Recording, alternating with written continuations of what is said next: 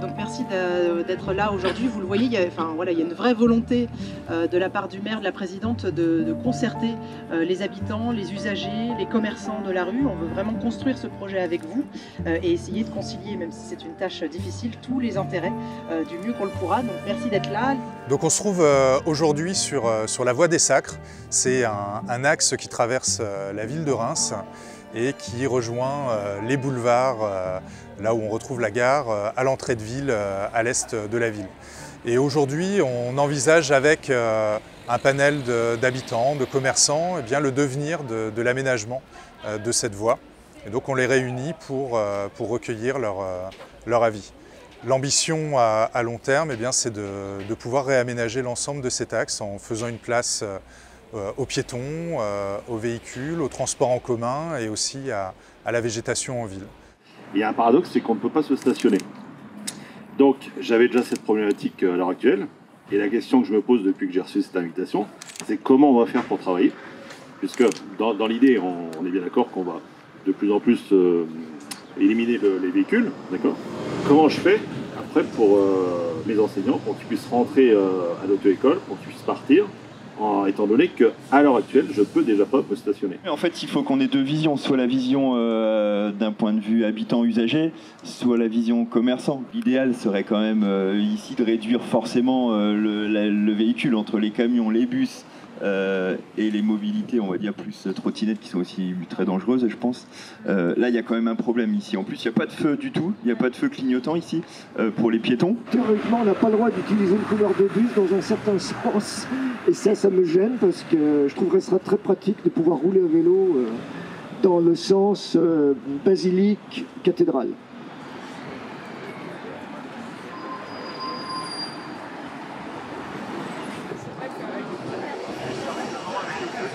L'année dernière, on a eu des palmiers et tout, c'était très sympa. Les gens pouvaient s'asseoir, mais cet été, il n'y a rien eu.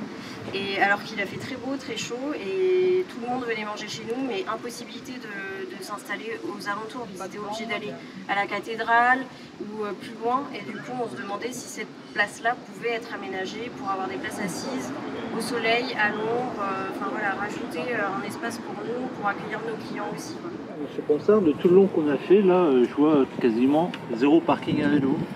Alors, par rapport à ce qu'il va y avoir d'ici quelques années, une dizaine d'années, on annonce 30% de vélos en plus.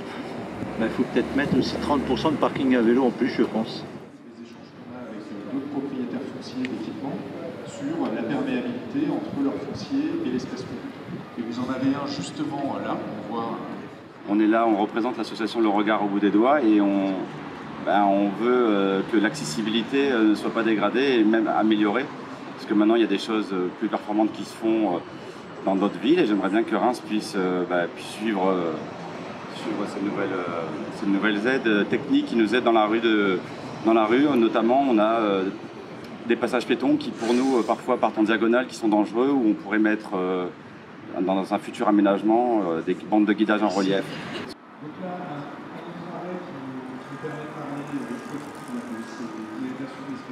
Donc nous, on a une clientèle qui est de l'extérieur. Beaucoup de personnes viennent chercher leur pain une fois semaine, on va dire, et font des pernets, des choses comme ça, et aussi des clients d'école. Donc surtout on est à côté de la Métride, qui est une école privée, donc les gens viennent de l'extérieur pour leurs enfants, et en même temps ils s'arrêtent pour un petit goûter, du pain pour le soir, leur baguette, et après ils repartent.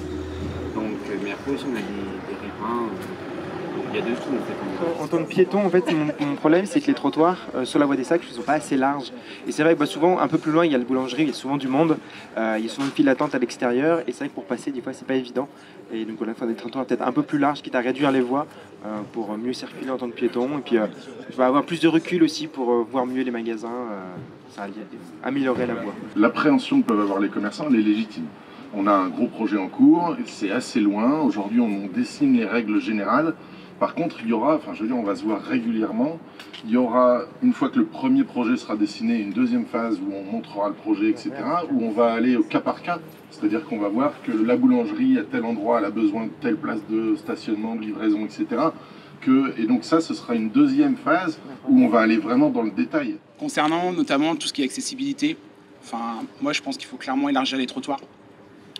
Les barrières, par exemple, nous, on est vraiment pile au coin, il y a un feu rouge, il y a les barrières, c'est très compliqué. La temporisation des feux pour les piétons, pareil, c'est très très court. Là, on l'a vu, tout à l'heure, on a pris le feu, honnêtement, c'est très court pour traverser la rue de Venise. Les gens vont très vite, les voitures vont très vite. Donc après, de toute façon, c'est très bien que la voiture, petit à petit, on va l'évacuer au fil de l'eau de toute cette zone-là, juste pour les riverains, quand même accéder au commerce, etc. Mais déjà, ne serait-ce que pour l'accessibilité, peut-être les mises en niveau 0, qu'on puisse installer. Moi, par exemple, j'ai 2 marches à l'entrée de mon commerce, donc déjà, c'est 0 fauteuil. Je peux même pas mettre de rampe ni quoi que ce soit parce que j'ai pas assez de profondeur. Depuis qu'il y a la place et il n'y a plus de place de stationnement, on galère à se stationner. Les clients, nous-mêmes, sachant qu'il y a le rectorat, les impôts, la CAF, la CPAM, le tribunal. Donc maintenant, vous nous expliquez comment, avec tout ça, retirer encore les 12 places qui nous restent de stationnement, ça va être très compliqué, je pense. On avait parlé en plénière, voie des Sacres, dit côté historique un peu de la ville de Reims, et on n'a pas encore du tout abordé ce sujet. Les arbres c'est bien, mais est-ce qu'il y a un moment, il y aura un lien, parce que je vois on n'a pas d'assos, les amis de la cathédrale ou d'autres choses comme ça ici, est-ce qu'il y aura un lien historique pour emmener le touriste de la cathédrale à la basilique, soit par, je sais pas, des fresques sur les murs de la maison Saint-Sixte ou des choses comme ça? La problématique particulière qu'on a sur ce projet, c'est qu'on a 15 mètres en moyenne d'une façade à l'autre et il faut qu'on répartisse au mieux les usages sur l'espace public. Donc les piétons, les cyclistes, mais aussi les automobilistes, les transports en commun et tous les gens qui habitent, qui sont des commerçants ou qui traversent la voie des Sacres. Alors la voie des Sacres, qu'est-ce que ça veut dire? C'est en fait une sorte de parcours historique qui part de la basilique Saint-Rémy et qui va jusqu'à la cathédrale et qui était emprunté lors des Sacres des Rois par la Sainte Ampoule.